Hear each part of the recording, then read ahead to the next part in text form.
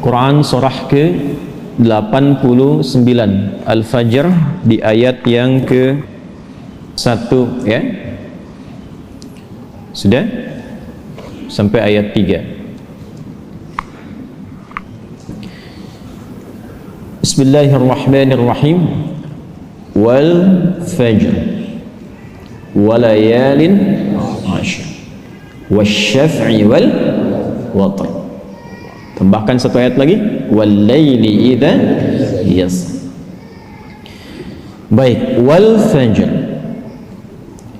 aku bersumpah demi waktu fajar. Di dalam Al-Quran kita temukan ragam sumpah yang langsung disampaikan oleh Allah Subhanahu wa ta'ala. Allah itu tidak bersumpah pun pasti yang difirmankan sudah penting. Dan sumpah itu ciri penegasan dan kesungguhan. Kalau dikaitkan dengan makhluk ada kesungguhan. Makanya kalau Anda ingin menguatkan sebuah pesan dan menunjukkan Anda serius, pakai sumpah ya. Besok ada ceramah Ustadz Adi di Masjid A. Wah, yang benar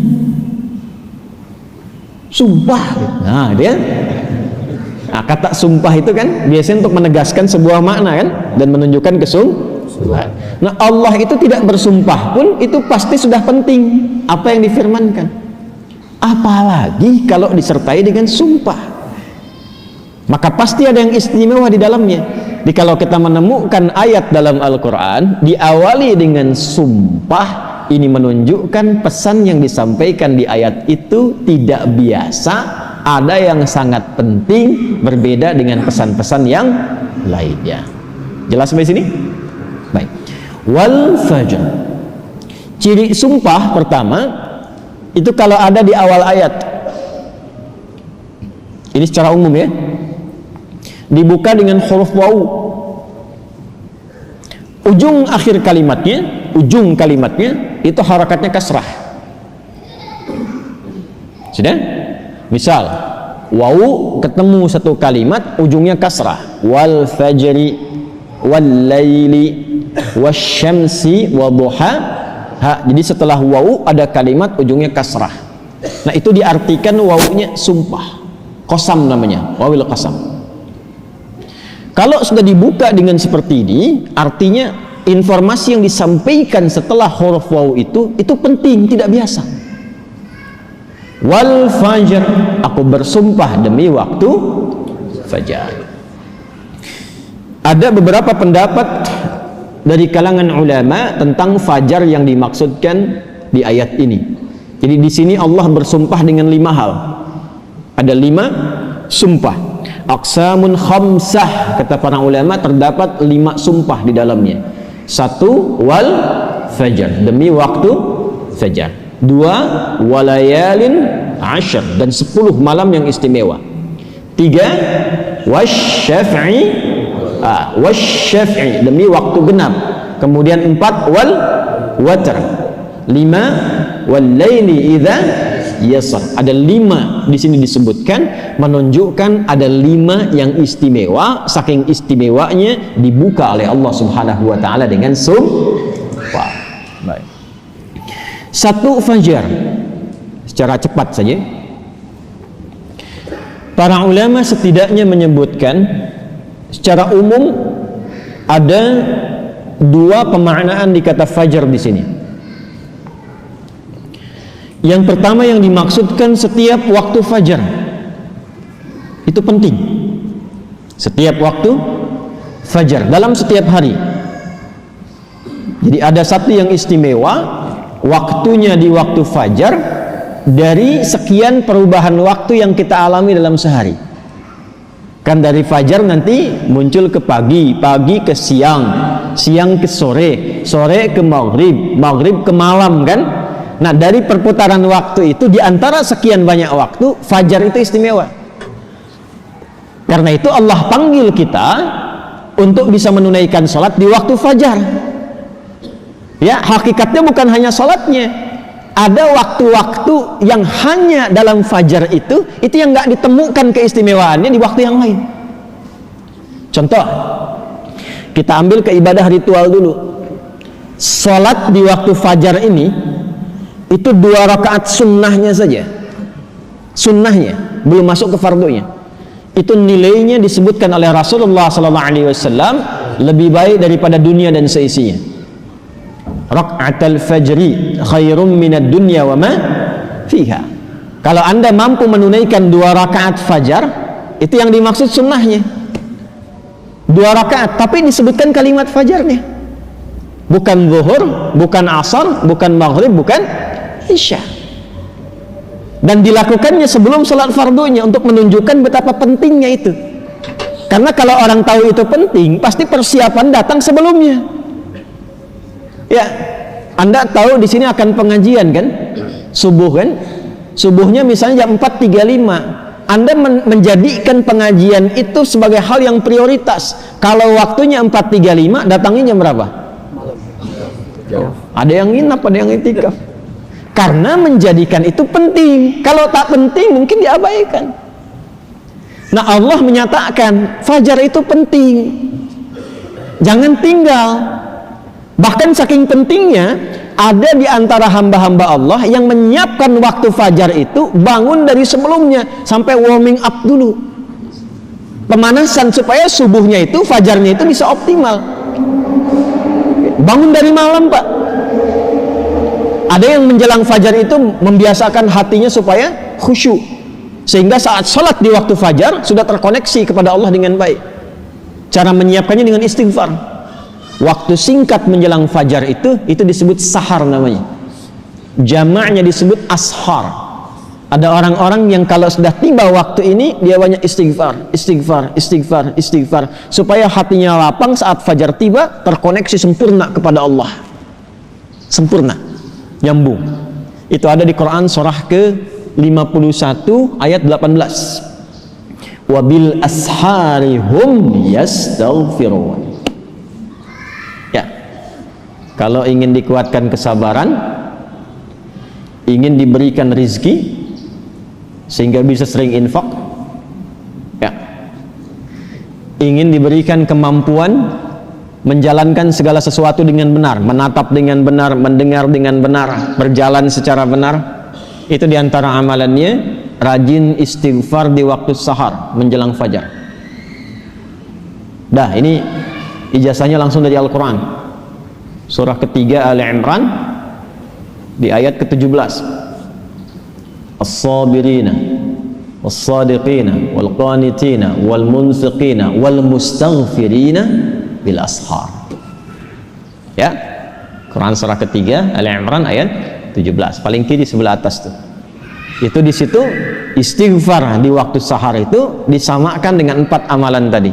Sabar, khusyuk dalam ibadah, bisa rajin infak, dan benar dalam menjalankan aktivitas. Itu diantara latihannya rajin istighfar menjelang fajar. Makanya kalau sudah istighfar, terbuka hatinya, terkoneksi dengan Allah, itu ibadahnya akan lebih enak dibandingkan dengan yang jarang istighfar. Itu. Alhamdulillah. Ada sifat qanitin di situ. As-sabirina wal qanitina. Sedangkan kita diminta salat itu dengan sifat kunut. Orangnya disebut qanit, jamaknya qanitin. Ada di mana ayatnya? Al-Baqarah ayat 238. Hafizu 'alas salawati was salatil wusta wa qumu lillahi qanitin. Tuh. Kalau mau salat, mau enak salatnya, jangan sekedar salat. Memang betul sudah selesai, ya, menuntaskan kewajiban, beban kewajibannya hilang, tapi kenikmatannya dapat nggak? Manfaatnya dapat nggak? Kalau ingin menikmati salat, ingin dapat manfaatnya, dapat ketenangan, terkoneksi dengan Allah, doanya cepat dijawab, maka khusyuklah dalam salat. Nah, di antara cara mendapatkan khusyuk itu istighfar, dibuka, sehingga sekat-sekat yang membuka kita itu, yang menghambat koneksi kita dengan Allah itu terbuka. Ini dari Quran, dari Quran. Nah, dibiasakan istighfar paling enak itu di waktu sahar menjelang fajar, apalagi kalau bisa tahajud sebelumnya. Kalau bisa tahajud, ya, tahajud kemudian istighfar, terbuka hati, rajin memberi, di situ itu disebut langsung oleh Quran, kalau dia bertahan dengan itu sampai wafat, itu disebut sebagai calon penghuni taman surga yang sedang beraktivitas di bumi. Itu Quran surah 51 ayat 15 sampai dengan ayat 23. Innal muttaqina fi jannatin wa 'uyun akhidina ma atahum rabbuhum innahum kanu qabla dhalika muhsinin kanu qalila minal laili ma yahja'un. Itu tahajudnya. Wa bil ashari hum yastaghfirun. Itu istighfarnya. Nah, hakikatnya kita bangun malam itu, hakikatnya kita istighfar di waktu sahar untuk persiapan ke fajarnya. Salah satu maknanya itu. Makanya Nabi kan ya suka rebahan kan sedikit ya. Bukan rebahan yang sempurna. Ya kaum rebahaners dia. Ya, coba dicek tuh. Kalau ada rebahan Nabi itu miring sedikit ke kanan kan, setelah istighfar tuh nunggu-nunggu sampai fajar tiba. Supaya kesadarannya optimal. Ada apa di fajar itu sampai dipersiapkan sebelum itu? Sampai-sampai 2 rakaatnya lebih baik daripada dunia dan seisinya. Itu kalau dibaca pakai iman, gak ada yang bisa menandingi. Saya tanya antum, dikasih 1 juta atau 2 rakaat sebelum subuh? Ayo. Oh, masa? Huh? Coba dicek. Sana ada lomba balapan di sirkuit tuh. Berlangsungnya sebelum subuh. Siapa yang datang duluan di dekat situ, 10 tempat pertama mendapatkan bonus 5 juta. Cuma nontonnya dapat 5 juta. Tawaran kedua, datang ke masjid, tunaikan 2 rakaat sebelum subuh, setelah azan tiba, dapat dunia dan seisinya, lebih baik daripada dunia dan seisinya. Pilih mana? Nonton di sirkuit atau 2 rakaat sebelum subuh? Tuh, makin pelan jawabannya. Karena babnya iman, bukan akal. Akal yang dibimbing oleh iman itu lebih tajam nanti cara berpikirnya. Mampir dulu aja ke masjid, ntar balik lagi ke sana. Berarti ada yang penting. Ya, kalau antum ingin latihan jadi orang baik atau anak pengen jadi baik tuh, konsistenkan subuh. Kayak ulama tuh enggak banyak ceramah, enggak banyak cakap, bilang subuh aja, konsisten. 40 hari subuh terus, ya. Sering begitu kan ya? Nah, itu saya bahas ilmunya sekarang. Dan itu dari Quran. Makanya agak aneh kalau rajin ta'lim, rajin saling mencela. Salat kok menjadi saling menuduh. Orang salat itu bersih hati. Orang ta'lim itu bersih jiwa. Nah, cara memulainya fajar. Kenapa Allah bersumpah dengan fajar? Karena Allah menginginkan hambanya jadi baik. Itu pesannya. Nanti sifatnya beda dengan zuhur, beda dengan asar, beda dengan maghrib, lain dengan isya. Fajar itu pembukanya. Karena itulah saat fajar dipanggil, iman kita terpancar. Makanya saat tidur kalau dengar adzan, itu kan terpancar kan, sudah adzan. Dan sekelebat itu ada yang meminta kita bangun tuh. Allahu Akbar, Allahu Akbar. Bangun tiba-tiba dengar adzan. Itu yang terpanggil imannya. Ketika cahaya iman itu merespon suara adzan, itulah fajar namanya. Dari maknawinya, dari segi waktu dia melatih keadaan kita jadi lebih baik, terkoneksi dengan Allah. Kalau sudah hatinya bersih, nyambung dengan Allah, doanya mustajab. Innallaha thayyibun la yaqbalu illa thayyibah. Kata Nabi demikian. Allah itu maha baik sehingga akan cepat menerima dari yang baik-baik. Hatinya sudah baik, sudah lapang, jauh dari maksiat, maka apapun yang dia minta dikabulkan oleh Allah Subhanahu wa taala. Karena itu saat-saat paling tepat untuk berdoa itu, memperbanyak doa itu saat fajar. Malaikat kumpul semua. Hadisnya sahih. Ya, inna malaikatal laili wa malaikatan nahar tajtami'u fi waqtil fajri atau kama qala Rasulullah sallallahu alaihi wasallam. Malaikat siang dan malam kumpul semua di waktu fajar. Alhamdulillah malaikat itu gaib. Kalau tampak tak jadi kita ke masjid. Sayapnya banyak tuh. Siapa? Israel. Balik lagi. Kumpul semua. Nah, kalau sudah kumpul malaikat itu banyak berkahnya. Berkah itu ziyadatul khair, bertambah kebaikan. Kalau doa diaminkan. Kalau istighfar dimohonkan ampunan kepada Allah. Berkah lagi kalau subuh jamaah pengajian, berkah. Berkah lagi itu. Itu dari berangkat langsung malaikat memohonkan kepada Allah kebaikan. Hadisnya viral sahih di Ibnu Majah itu. Ya, dari Abu Darda radhiyallahu taala anhu. Qala Rasulullah sallallahu alaihi wasallam, man salaka tariqan yaltamisu fihi ilma sahhala lahu tariqan ila al-jannah wa innal malaikata la tadau ajdihataha ridan li talibil ilmi. Orang mau berangkat menuntut ilmu, itu malaikat membentangkan sayap memohonkan kepada Allah ridha untuk orang itu. Berangkat dia ke masjid pas di waktu fajar, banyak sekali.